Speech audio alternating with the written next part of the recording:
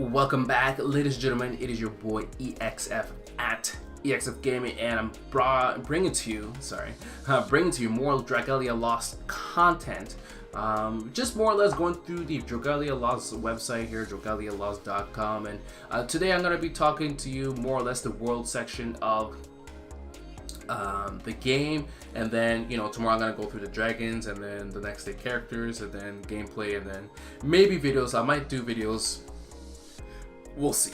Videos tend to be a lot longer to deal with anyway. So today we're gonna go through the story, through the world tab here. The news, I'm not gonna do news because there's really not much to talk about. But anyway, so we have the story.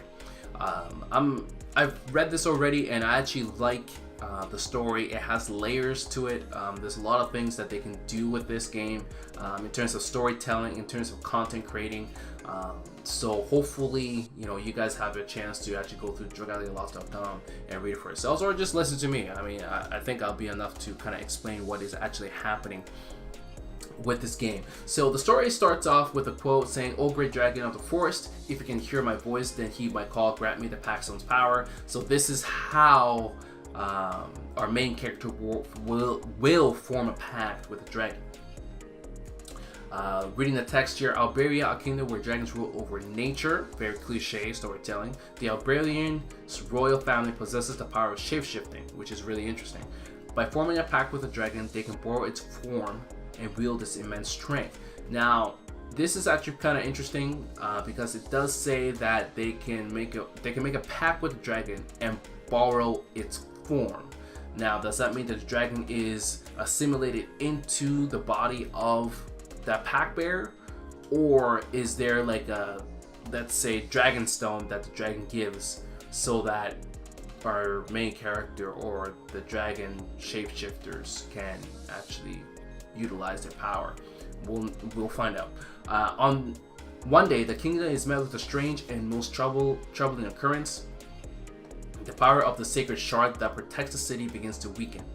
In order to protect his people, the 7th Prince of Alberia, not yet pact-bound with the dragon, sets out on what's known as the dragon choosing. While he seeks a dragon to form a pact with, he'll meet new companions, including a mysterious girl from another time, and face sudden and inexplicable change in his own father, the king. Such are the chronicles of bonds and battles that await the dragon. So, this is really interesting. So apparently there's some sort of barrier that the sacred shard produces that protects the city. That begins to weaken. Why? We'll find out. In order to protect his people, the seventh prince, without a dragon, goes on a journey to get a dragon. Now, 7th prince meaning that there's going to be 1 to 6, prince-princesses. What's their story? Like, what are they going to do? We'll find out. I like it. Layers to the story. That's what I'm talking about. Layers to the story, layers, like an ogre, like Shrek. Going to the history of Alberia, which is nice. It's nice to know about the background and how the main character, how the story's gonna start. So a history of humankind and dragons as told since antiquity. So this is the history. It was 1,000 years ago that humans and dragons were locked in a vicious conflict against one another. Now this is actually pretty cliche, to be honest. Fire Emblem used the story many times, I think in every version of Fire Emblem. Fairy Tail, the anime, uses this concept as well, as do many other anime that entails dragons. It's really easy to use. You got one powerful being versus feeble humans, and they fight each other because the humans are afraid of the dragons, and the dragons fight back because the humans are afraid of the dragons. Anyways, humans made a continuous technological advancements, while dragons choose to honor the natural order of things, which is also, again, very cliche. Dragons are usually docile. Humans are more arrogant and fearful of dragons because of their immense strength, therefore they attack them. It seemed all but inevitable that the two sides should come to war, right? Again, I'm just talking about the cliche. Amid the chaos of war, the humans summoned forth a demon to destroy the dragons. Now, I actually kind of like that. The humans summoned something more powerful than the dragons to defeat the dragons. But this creature turned on its summoners and cast the world into despair. Why? I don't know. We'll find out. To stand against the demon, Ilya, the strongest among the humans, who would later become Aspects, formed a pact with the Holy Wyvern Asylum. So the strongest human and the strongest dragon formed a pact together, defeat the... Actually, no, they actually did not defeat the demon. They actually sealed the demon away. So that actually forms a new plot within the game. And that may be the reason why the Sacred Stone actually weakens, because the demon is sealed away for thousands of years, has enough strength, has enough time to get his strength back, destroys the sacred seal, let's assume, and then go about rampaging. I like that. And so ended what would come to known as the First War of Binding, and so the history of humankind and dragons began anew. So, you know, defeat the dragon, or sorry, defeat the demon. You know, dragons, humans, you know, they shake hands, they go about their business. Makes sense. Going over to the Albrea, the royal family. So we have our royal family set. 1, 2, 3, 4, 5, 6. Okay, so actually no, there's only 5 here. 1, 2, 3, 4, 5. There's 5 out of the 6 that was mentioned before, including the king, which I'm assuming is the big guy here with the crown. I actually like this crown. That was pretty sick.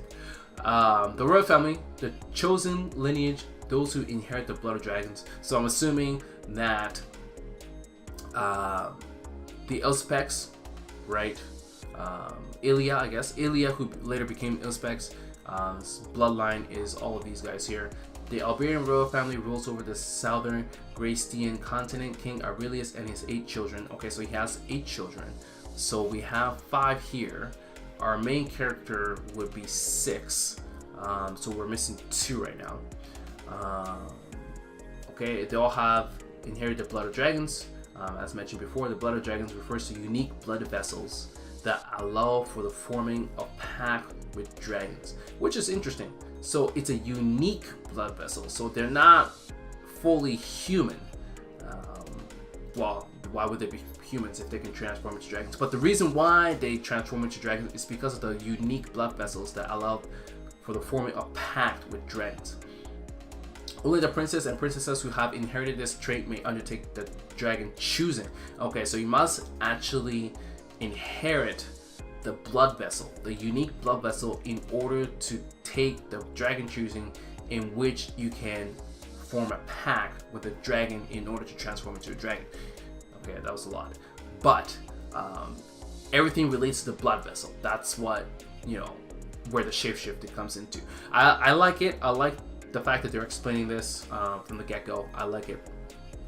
Up to the 6th born of the royal family has so far passed this trial. So 6 out of the 8 children can transform into dragons. Each pac-man with their own dragon, and so the protagonist of our story, the 7th heir to the throne, ventures off to undertake the dragon choosing on his own at the behest of his father, King Aurelius. So 6 have dragons, 7th is going to get a dragon. I'm assuming 8th will not be ventured for the dragon yet, I guess. So on to the next page. So we have all the characters and their relationship amongst each other, which is pretty cool. I again, layers, depth. That's what I like to see. You know, this means, you know, you got more content. You can stretch out content for years if you wanted to. If you do it right, you can definitely do that. So I guess we have all the side characters on the side. Funny. So from the Sylvian village, you have these 2 rabbit, cat-like creatures. We have a fairy, which apparently is a child of a friend to the main character. From the Ilian church, we have a friend as well. Cleo from the woodland child is a friend. Mercenary, we have a mercenary as well. We have a royal knight attending to the first heir. And we have a chief guard attending to our king. So our main character, 7th heir, and we have our names: Aurelius, the Sage King, as mentioned before; Leonidas, the first heir; Pharis, the 2nd heir; Shelley or Shell, the 3rd heir; Valix, the 4th heir. We have no idea about the 5th heir, which is pretty cool. So that's number 7 actually, number 7 child that we were missing. Emal is the 6th heir, which is pact bound to Mercury, the water wyvern, which is pretty cool. They don't actually mention who all of these guys are packed with, which is interesting. But we'll find out, obviously. Our main character, which we don't have a name. I think the name was actually mentioned in the video. I'm gonna have to double check on that. And we have twin Zethia, the Uspex, which is interesting because the Uspex was Ilia, the strongest humankind, like 1,000 years back. So I guess she would be reincarnated version of Ilia, I guess, I would assume. So these two are born as twins, but she's like reincarnated and is appointed to Holy Uspex. Interesting.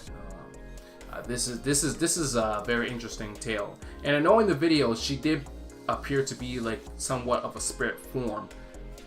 So I would love to see how they explore her character development here.